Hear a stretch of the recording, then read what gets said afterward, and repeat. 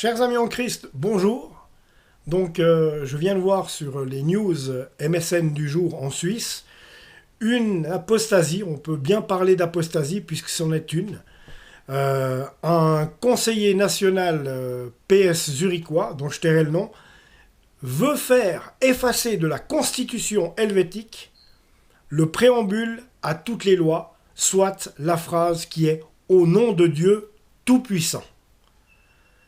Cette phrase ancestrale que, justement, nos ancêtres, ici en Suisse, avaient pris donc, comme guide, comme phare, au nom de Dieu Tout-Puissant, avant de commencer le texte de loi, puisqu'à l'époque, eh bien, ça dénotait la chrétienté qui était importante en Suisse et qui aussi déclarait que la Suisse, eh bien, se reposait sur Dieu et était chrétienne, était croyante et avait des valeurs,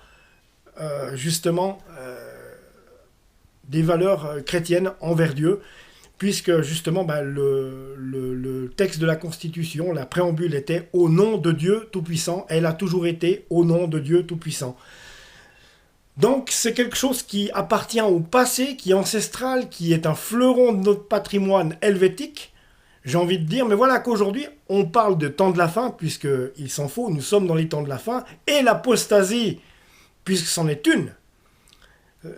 Un apostat, je dirais, ce conseiller national zurichois, est un apostat, je tairai son nom, mais voilà qu'il veut faire. Il a déposé une motion pour faire éradiquer, pour faire effacer des textes de loi suisse, cette phrase ancestrale que nos ancêtres ici en Suisse, donc ont déposé, ont proclamé, ont déclaré au nom de Dieu Tout-Puissant.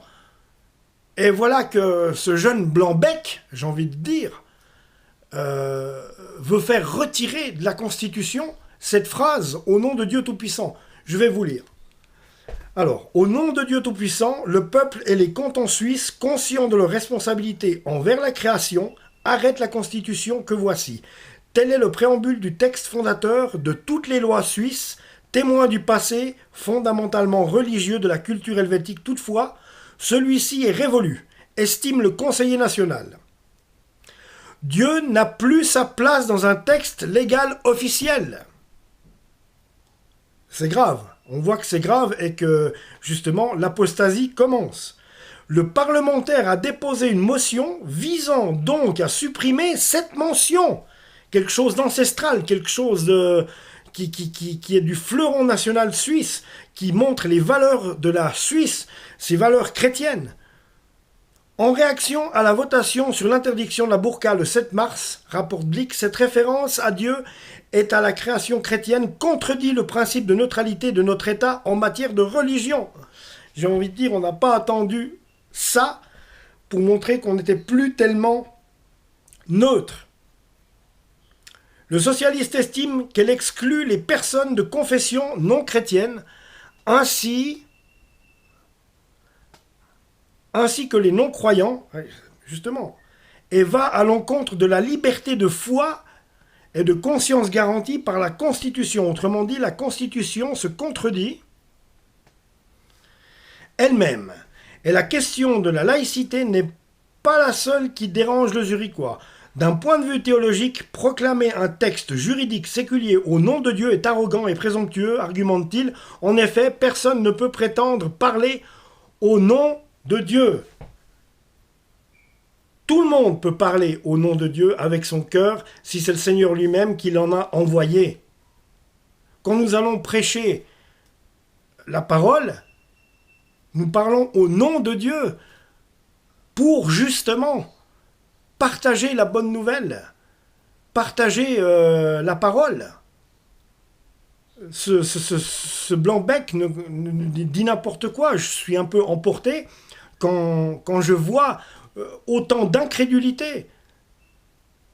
Cette personne qui est conseiller national au grand titre peut mourir d'un jour à l'autre.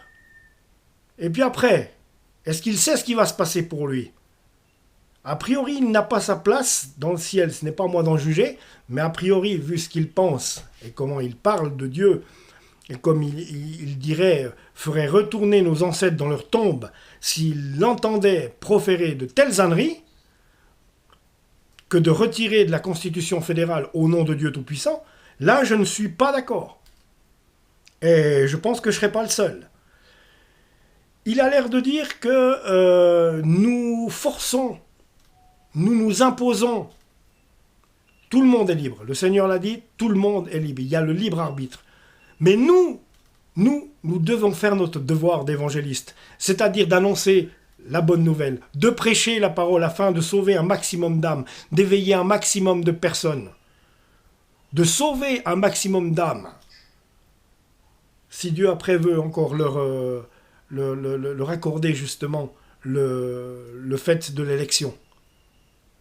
Mais là, c'est le début de l'apostasie, c'est vraiment, voyez, ça c'est vraiment un signe d'apostat.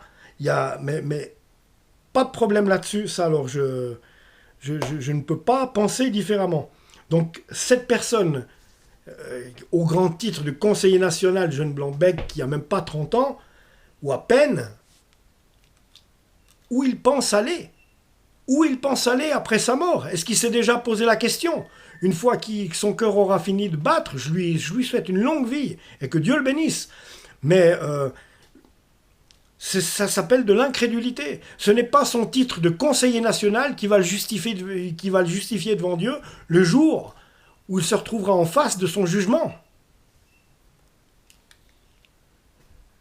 D'un point de vue théologique, proclamer un texte juridique et séculier au nom de Jésus est arrogant et présomptueux.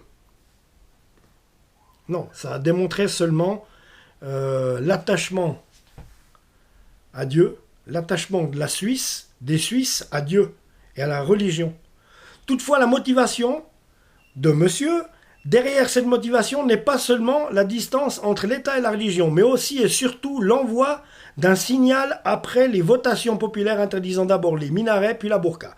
Nous ne voulons pas d'une théocratie, c'est-à-dire d'un régime religieux assentil. Des élus socialistes verts et verts libéraux ont co-signé son texte. Eh ben, nous, on n'a pas envie de manger de l'herbe à longueur de journée. Hein? Vous voyez ce que je veux dire ou pas? Alors, nous ne voulons pas d'une théocratie, c'est-à-dire d'un régime religieux assentil. Des élus socialistes verts et verts libéraux ont co-signé son texte. Le Zurichois sait toutefois que les chances pour sa proposition d'aboutir sont minces. Et j'espère bien que là, la Suisse va faire parler son cœur et faire parler justement ses valeurs attachées de notre pays à Dieu pour ne pas retirer cette phrase de la Constitution qui commence par « Au nom de Dieu Tout-Puissant ». Elle doit rester ainsi. Ah, c'est choquant et heurtant de pouvoir lire des choses comme ça, mais il faut s'y habituer.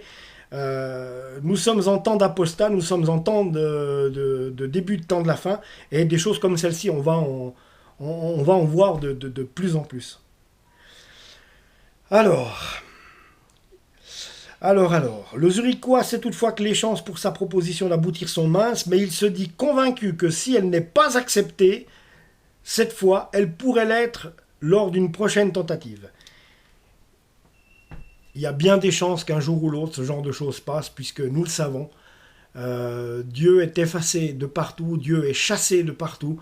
On ne veut pas en entendre parler, puisque justement, l'ennemi fait son travail à la perfection. L'ennemi guide ses brebis, j'ai envie de dire, à la perfection. Tout ce qui parle de Dieu, il faut l'éradiquer. Tout ce qui représente Dieu, il faut l'éradiquer. Et moi, je vous dis une seule chose, chers concitoyens, concitoyennes suisses, cette phrase qui est dans la Constitution depuis des lustres et qui titre au nom de Dieu Tout-Puissant doit le rester. Je vous en prie, votez pour que cette mention reste à la tête du texte de la Constitution. Que Dieu vous bénisse.